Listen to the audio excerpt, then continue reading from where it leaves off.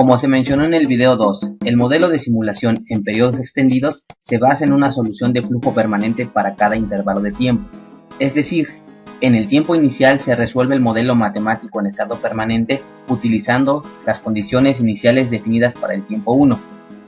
En el tiempo 2 se resuelve una vez más el modelo en estado permanente utilizando los resultados de la modelación para el tiempo 1 y considerando las condiciones iniciales para el tiempo 2. De la misma manera, para cada intervalo de tiempo i+1 se realiza una simulación en estado permanente, considerando los resultados de la simulación en estado permanente en el tiempo i y las condiciones definidas para este intervalo de tiempo. Pues bien, utilizando la información recopilada y el modelo de simulación en estado permanente, ahora realizaremos un modelo de simulación en periodos extendidos. Variación en el tiempo. Para considerar la variación de las condiciones a lo largo del tiempo, en primera instancia debemos definir los intervalos en los que se desea trabajar.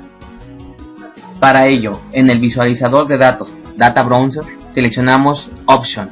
Esto abrirá un segundo menú en el cual se encuentra la opción Times. Al dar doble clic izquierdo aparecerá el editor de propiedades de tiempo. En este, determinaremos los intervalos de tiempo que deseamos utilizar en la simulación. En primer lugar, debemos definir el tiempo total de la simulación, que para el modelo en estudio será de 7 días, equivalente a 168 horas. Posteriormente se definirá el intervalo de cálculo hidráulico. Esto dependerá del nivel de detalle deseado en los resultados de la simulación. Considérese que un intervalo de cálculo pequeño, del orden de segundos, combinado con un tiempo total de simulación muy amplio, del orden de semanas, generará un modelo muy extenso y requerirá mucho tiempo de simulación, desde unos minutos hasta unas horas, dependiendo el tamaño de la red y la capacidad de procesamiento del equipo. Para efectos de este ejemplo, utilizaremos el intervalo predeterminado de 1 hora. El cuarto intervalo a definir es el del patrón de variación horaria de la demanda. Se acostumbra utilizar intervalos de 1 hora, sin embargo, para análisis más detallados, el intervalo puede ser mucho menor. La quinta opción permite definir la hora inicial del patrón o curva de variación horaria. Tome en cuenta que por defecto la hora de inicio de las curvas es a las 12 am o 0 horas. En este punto no se requiere indicar la duración de la curva de variación horaria, y durante la simulación el panel repetirá una y otra vez el patrón de variación hasta que se cumpla el tiempo total definido. La opción Clock Start Time nos permite definir la hora de inicio de simulación. En este caso, a diferencia de las anteriores, el formato es en 12 horas, y por defecto la hora de inicio es a las 12 am. En este momento las demás opciones no serán analizadas. Variación horaria de la demanda. El libro de datos básicos del Mapas de la Conagua propone patrones de variación horaria a lo largo del tiempo. Sin embargo, debe señalarse que estas gráficas consideran un servicio continuo durante las 24 horas del día, y de acuerdo a las mediciones realizadas en los tanques, observamos que en el sitio de estudio el suministro se da por tandeos, por lo que para simular la situación actual no es adecuado utilizar las curvas de variación horaria de la demanda que propone la Conagua. Para este caso, deben generarse curvas de variación horaria que representen el consumo de acuerdo con las variaciones registradas a la salida de los tanques. Esto se realiza de la siguiente manera.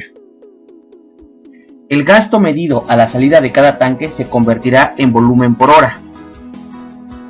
Con esto obtenemos el volumen promedio diario por cada tanque. El porcentaje de variación en el tiempo será igual al volumen suministrado en el tiempo i entre el volumen promedio diario. Nótese que el promedio de estos porcentajes debe ser igual a 1. Realizamos esta operación para los dos tanques. Ahora es momento de definir el patrón de variación horaria de la demanda en el panel. Para ello, en el Data Browser seleccionamos la opción Patterns. Como podrá observar, en este momento se encuentra vacío, por lo que se debe crear un patrón nuevo con ayuda del botón Add. Al presionar este botón aparecerá el editor de patrones, en el cual debemos ingresar los siguientes datos. En primer lugar se debe anotar el identificativo de la curva, y es posible agregar una descripción de la curva, lo cual es importante para clasificar las distintas curvas a ingresar. Sin embargo, no afecta al cálculo hidráulico. Para efectos de la primera curva a definir, el identificativo será A y la descripción será curva del tanque de concreto. El editor de patrones inicialmente tiene 24 espacios para anotar el valor del porcentaje de variación. Además, observe que en la parte inferior se encuentra una gráfica que irá tomando forma conforme avance el llenado de los espacios. Obsérvese que el gráfico muestra el intervalo definido previamente en el editor de propiedades de tiempo. Ahora ingresamos los 24 datos generados a partir de las lecturas en el tanque y obsérvese que la gráfica toma forma. Una vez realizado esto, tenemos la opción de guardar esta curva para futuras modelaciones con el botón Save o simplemente presionamos OK para continuar. En este caso se guardará la curva con el nombre curva A. La curva se guardará en un archivo .pad y el nombre puede ser distinto al identificativo. Tomemos un momento para analizar este archivo curva.a.pad, el cual puede visualizarse con el bloc de notas. Obsérvese que la información del archivo es tal cual se ingresó en el editor. En primer lugar, se presenta el tipo de datos que contiene. En este caso, son datos de un patrón para EPANET. Posteriormente se muestra la información que colocamos en el editor. Y por último se muestran los valores del porcentaje de variación. Es importante conocer la estructura de este archivo porque se puede definir un patrón de variación desde el bloc de notas sin necesidad de ingresar a mano los datos del editor en EPANET. Para definir la segunda curva, la correspondiente al tanque metálico, copiaremos los valores desde Excel hasta este archivo .pad sustituyendo los valores que se encuentran actualmente. Cambiamos la información al tanque metálico y guardamos el archivo con el nombre curvab.pad. Recuerde que es importante esta terminación porque así es como EPANET identifica los archivos de curva. Regresando a la opción Patterns en el Data Browser, creamos un nuevo patrón con el botón Add. A este patrón lo identificaremos con la letra B. Y por medio del botón Load, cargaremos el archivo curva.b.pad que acabamos de crear. Obsérvese que se ha generado la curva y la descripción tal como lo hicimos en el archivo. Entonces, ya que se han creado los patrones de variación horaria de la demanda, es momento de asignar a cada nodo de consumo su patrón correspondiente. Esto lo hacemos a través del editor de propiedades, dando doble clic izquierdo en cada nodo, tal como se hizo en el video 5. A todos los nodos con el prefijo A se les asignará la curva A. A todos los nodos con el prefijo B se les asignará la curva B a través de la opción Demand Pattern del editor de propiedades. Curvas características. Anteriormente se definió una curva característica de la bomba utilizando un solo punto gasto-carga. Para esta simulación se definirá más a detalle la curva característica del equipo de bombeo. Ahora definiremos una curva con 6 puntos, la cual se obtuvo de la información con la que se cuenta en el organismo operador. Además se incluirá la descripción de la curva característica correspondiente a la bomba simulada. Complementariamente se definirá una segunda curva correspondiente a la eficiencia de la bomba. Para ello creamos una nueva curva con el botón Add. Esta nueva curva tendrá el identificador 1F, indicando que es de la eficiencia asociada a la curva 1. Se incluirá la descripción correspondiente y en tipo de curva seleccionamos la opción Efficiency. Notará que los parámetros de la curva cambian. Ahora es la relación entre flujo y eficiencia. Ingresamos los datos y presionamos el botón OK. Nótese que al igual que los patrones de variación horaria, EPANET permite guardar y cargar curvas características previamente generadas. Una vez realizado esto, con ayuda del editor de propiedades de la bomba 1, se asignará la curva de eficiencia que se acaba de generar. En la opción Effic Curve, indicamos la curva asociada, en este caso es 1F. La curva de la bomba no cambia puesto que ya se había asignado previamente. Tanques de geometría irregular. Anteriormente se había comentado que EPANET permite simular tanques con geometría irregular.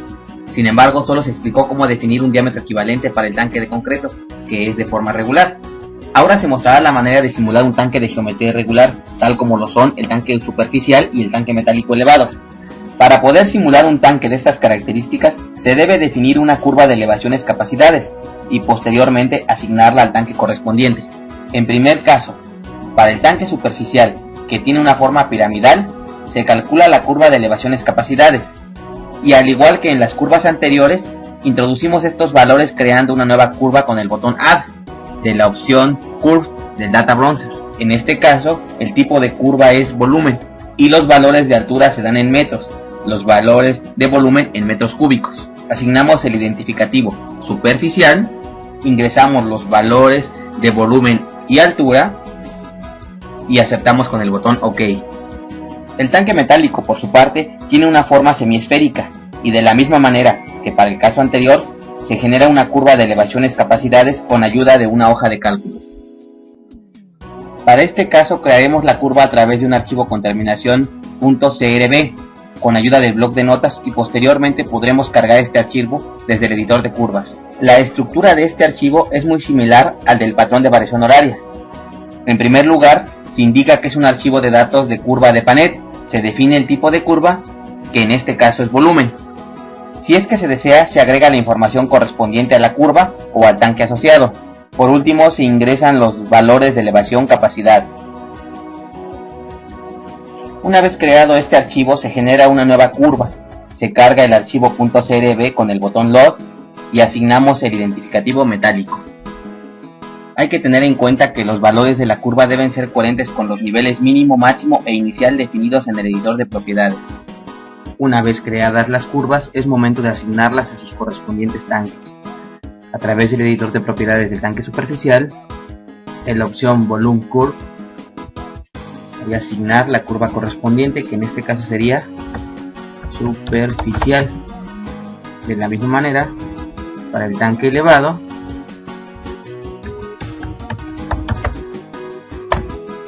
le asignamos su curva correspondiente. Simulación en periodos extendidos.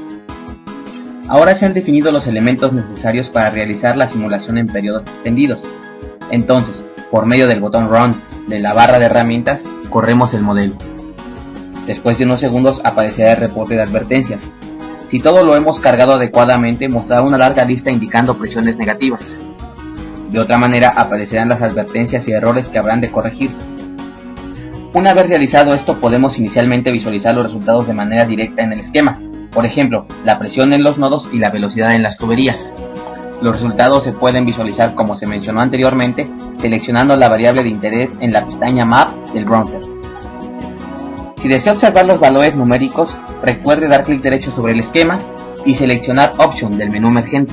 Dentro del cuadro de diálogo, en la opción Notation, seleccione Display Node y Display Link Value.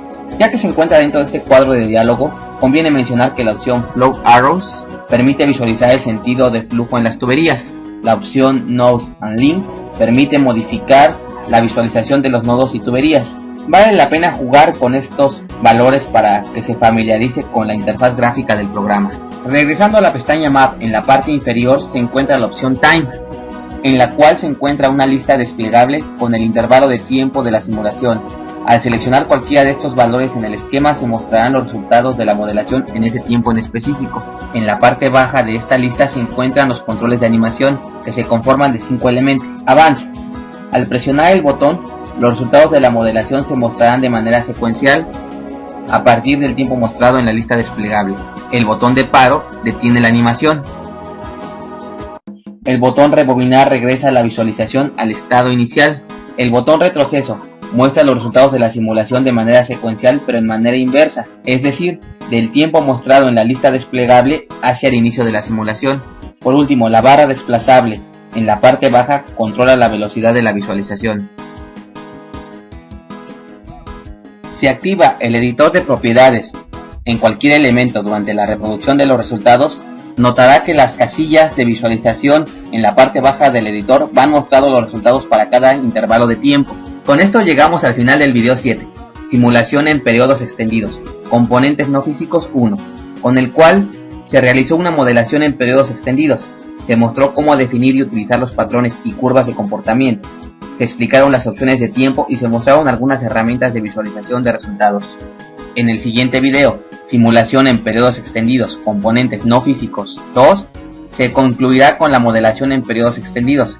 Se mostrará cómo utilizar los controles, las herramientas de calibración y se presentarán algunas alternativas de visualización de resultados.